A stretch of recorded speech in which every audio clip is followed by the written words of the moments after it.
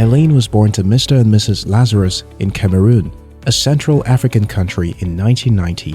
Her life as a toddler seemed rosy. Her mother had another baby 2 years after she was born, a boy named Jonah. As a little girl, Eileen could dismantle and reassemble electrical gadgets. She had a flair for fixing things, a phenomenon that was encouraged by her parents. Things took a negative turn when Eileen's father died in an armed robbery attack. A few years after her father's death, in the year Eileen turned 7, her mother remarried. Her stepfather, a drugstore owner called Pierre, was given to too much alcohol consumption. No sooner had the marital rites been concluded than he started staying out late every night, returning home in the wee hours of the night, dead drunk. Eileen's mother started to change too. At first, all Eileen and her brother noticed were purplish bruises around their mother's eyes. Then, jagged injuries began to appear in her arms and shin. Then, Eileen and her brother started hearing loud wails from their parents' room. It soon became apparent that their mother had married an abuser. Neighbors would often surround their home to placate Pierre whenever he resumed his nightly ritual of beating up Eileen's mother. One day in the year Eileen turned 12, her mother was found dead in her room, both her wrists slit. The police ruled it a suicide.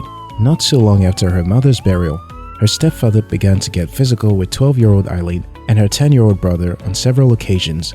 This culminated in fractures and different wounds inflicted on their poor bodies.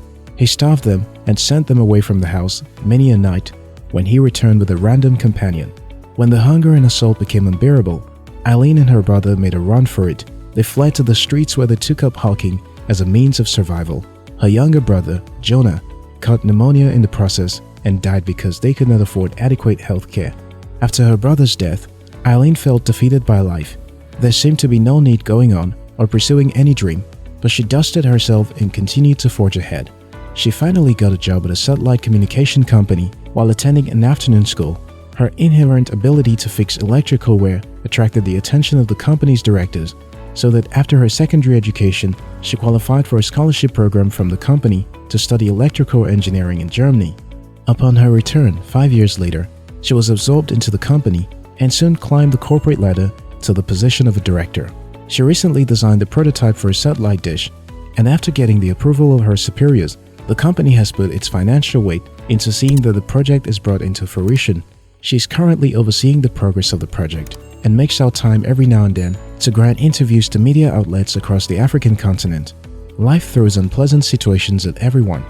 It is left for us to decide what to make out of this unpleasant situation. A person who must overcome the challenges of life must be a person who takes proactive actions. Mark A. Cooper said, "Everyone kept telling me not to worry. Someone will do something. No one did. So I became someone and did something." Sometimes we are faced with challenges and we keep hoping that someone will swoop in and save the day. But in truth, there's always no one close at hand with help. We are all the help we need in terms of lifting ourselves out of difficult situations. Florence Nightingale said, "I attribute my success to this. I never gave or took an excuse." Everyone has that perfect condition that will seem to present a perfect excuse not to succeed. But be it abusive parents, a childhood of deprivation, or our financial situation, but giving or accepting excuses is a recipe for failure. Laura Schlesinger said, "People with integrity do what they say they are going to do. Others have excuses. Integrity is the act of doing exactly what you have proposed. Excuses are the reasons most people do not go far in life." Françoise de la Rochefoucauld said, "We have the ability and willpower, and it is often an excuse to ourselves that we imagine that things are impossible." Eileen Lazarus is nothing short of a survivor, and only survivors succeed in life.